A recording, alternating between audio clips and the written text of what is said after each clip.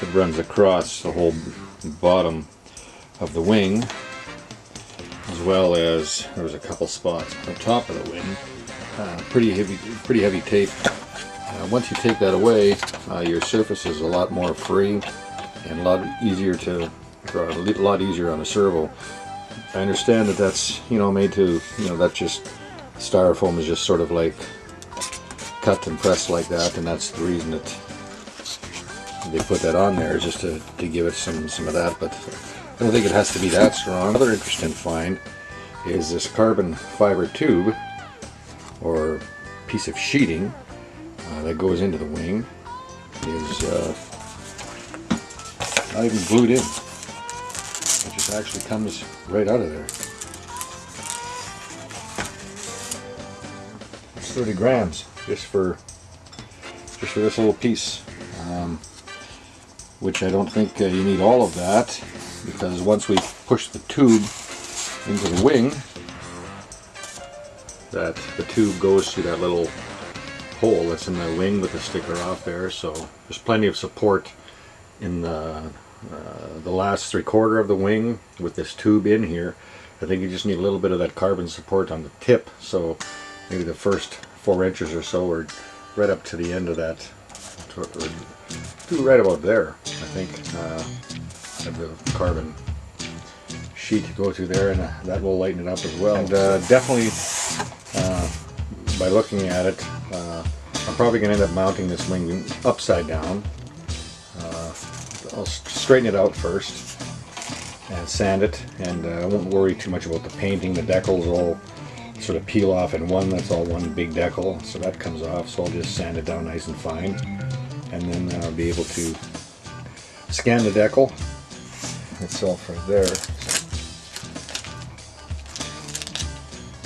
Just scan that, and then I can even make it a little bit smaller if I want, and I can just, you know, use some packing tape and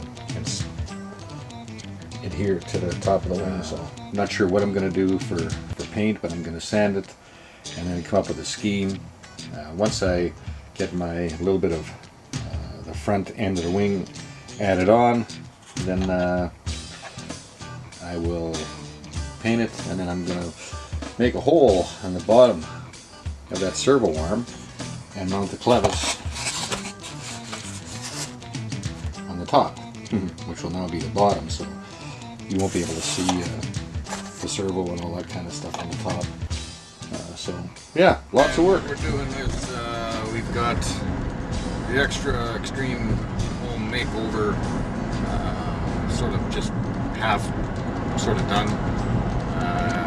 Inverted the wings, I've got them reversed, so they're upside down. We're just gonna test the theory with the change of wings, reversal.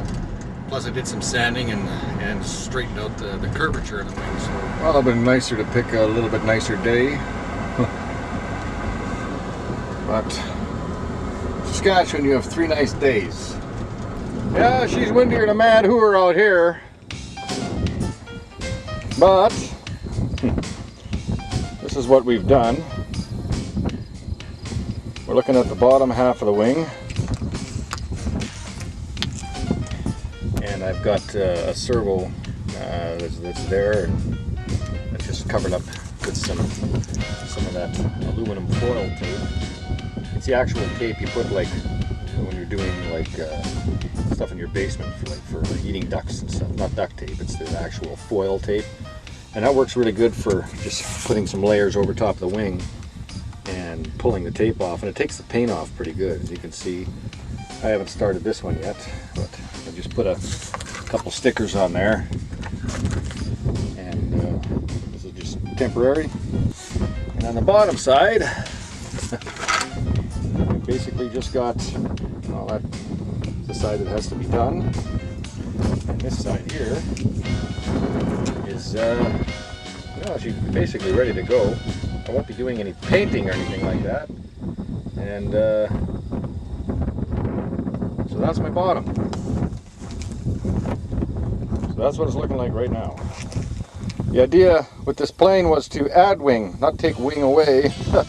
But whatever, we've done some shit, so I want to see how it's going to fly. So it wasn't too bad, just really wickedly windy. Didn't see any real major improvement. I did some landings, and well, the plane still lands, you know, especially in a wind like this, it's going to land. You know, it slowed up pretty good, all those things. It didn't drop a wing, it was fine in that respect. Seemed to fly just the way it did before. Didn't notice really any improvement, but then again, it's when you're flying it in that much wind, it's hard to get a plane characteristic. I took the wheel covers off just because they rattle so bad, eh? They just, so I'll probably end up taking those the wheel pant and that little cover off as well, and maybe put a little bit larger tire, because it's you know, the grass and it's bumpy out here, and it's whatever. It's in that respect, it's always been a little bit of a drag. And see what is going to happen. So anyway, she's flying even with less wing and a lot of wind. So we'll get back to the hangar and do some more. It's August 28th, and what we've done now is we're going to add on to this wing. And before we get started with that, we had to take off just a little bit of the leading edge right there, so we have something flat to actually adhere our new styrofoam to. So just, we want that leading edge not to be tapered. We want the leading edge to be straight. Okay, that's the way we're going to get the most wing added. And so we're going to cut this straight, and it'll be cut right down from this area here and glued to the leading edge here. And then what we're going to do is we're just going to cut this area off here. I'll either cut it straight or I'll do an angle, or whatever the case, and it's going to come right up to here. But it's not. You gotta remember, I also took off 1.5 inches off the wing tips before. So what's going to happen now is this area is going to be glued all the way across to here and all the way down to this point. Okay, right to that point there. So the ailerons won't take a slam. For now, I'm just going to keep it on straight. I've had to nudge a little tiny section in there because that area goes into that area on the front of the wing. Piece right there, and I'm not sure of what the length is, but I'll put the measurements at the end of the video. Aileron or wing extensions weigh 55 grams for both pieces. See, what I've done is I've just put a little bead of glue across the trailing edge and the outer side, and then we're just gonna butt them up together and put some tape on them, and let's go. I got that one side just sort of attached, and this side sort of much better done. I've done quite a bit of sanding to it, and you can see down there it's not too bad, fairly straight. I do have a little bit of curvature going on in the wing. Okay, which is a good thing. This is now the bottom, okay, which was the top, and it's now the bottom.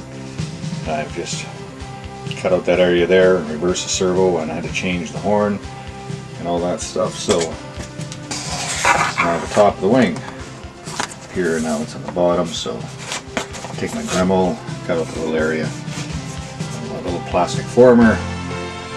So it's sort of ready to mount on the airplane and do the other side, and you see that additional depth here, and of course, you know, that area of length, you know, right here. So the idea is, and again, this is just to make the thing so it's able to sort of hang in the air, and just for Harriers. You can believe that, a guy's doing all that. There's this piece of carbon. I've cut it to 7.5 inch lengths, 2 pieces. I'm not going to run all the way up the length of the wing.